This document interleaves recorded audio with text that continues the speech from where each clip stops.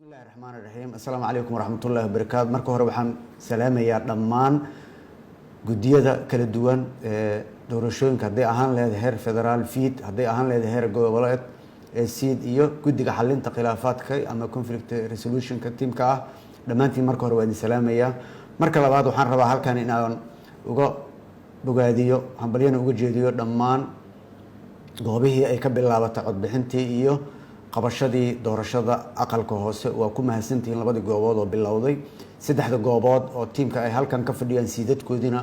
waxaan farayaa in ay sida ugu dhaqsiyaha badan u bilaabaan waa loo xayiran yahay dalka idinka ayuu idin fadhiyaa waxaa mas-uulka ah hawsha inay bilaabato waa heer federaal iyo heer dowlad goboleed siiba siid waa inay hawshaas bilaabaan saddexda maamul ee ugu horey ka dhiman doorashada bilaabideeda saa la socotaan cabashaa soo yeertay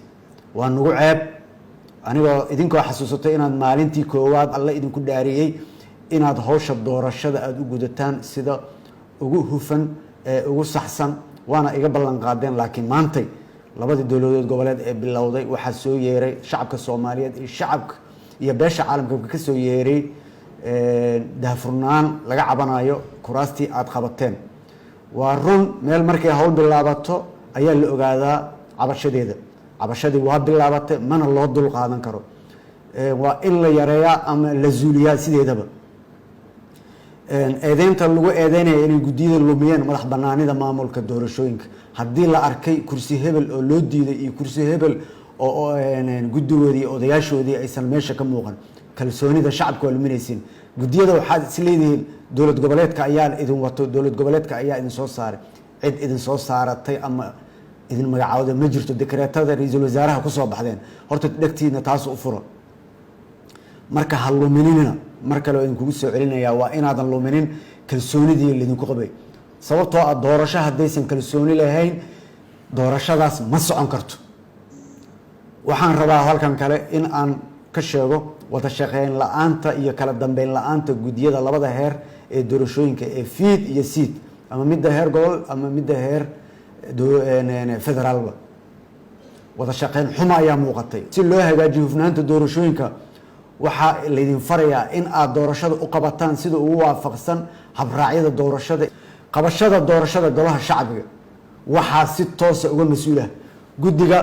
maamulka doorashooyinka ee heer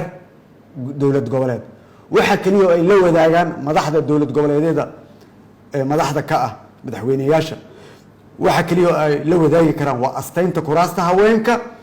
iyo fududeynta arrimaha amniga doorashada iyo wixii dhaqaale ku saabsan oo markaas taagan haddii loo baahdo keliya ayay idinkaga baahan yihiin kama mas-uul ahan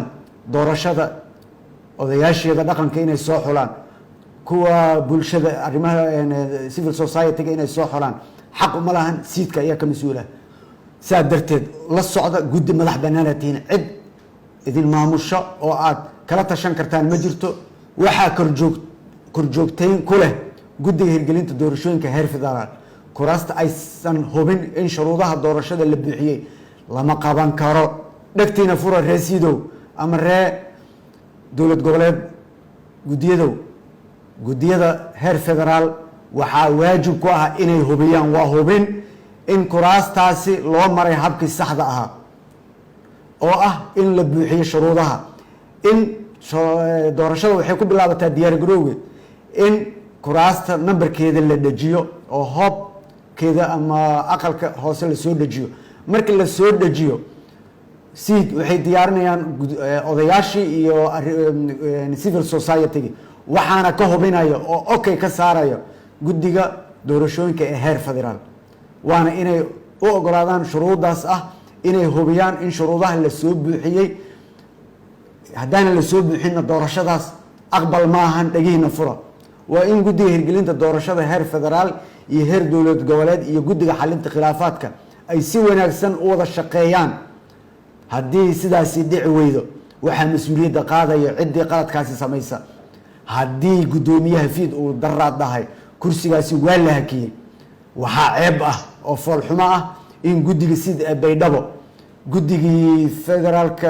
loo dira halkaas iyo kii khilaafaadka ay ag istaagan yihiin iyagoo mooda inay dowlad goboleedka ay hoos tagaan ma hoos tagtiin hawsha idinkaa iska leh haddii hawsha la joojiyana waa inaad maqashaan dhagahana aada u furtaan. guddiga hirgelinta doorashooyinka waa in ay si hufan u gutaan waajibaadkooda ah korjoogtaynta hufnaanta doorashada kana qabtaan guddiyada maamulka doorashooyinka qaladaadka ay galaan, waana in ay warbixin joogtaa u soo gudbiyaan xafiiska ra-iisul wasaaraha si uu tallaabo uga qaado ciddii musuq maasuq iyo wax isdabamarin lagu arko. guddiga labada guddi ee fiid iyo siid wixii qalad ah ee dhaco ka hortaga, wixii musuq maasuq oo ka hor imaanaya hufnaanta doorashada ka hortaga, iisoo gudbiya, cid idinku xadgudbi karta ma lahan. guddiga xalinta khilaafaadkan rabaa ugu dambeys inaan u sheego halkan. guddiga xalinta khilaafaadka waa in ay shaqadooda dardargeliyaan, xaqiijiyaan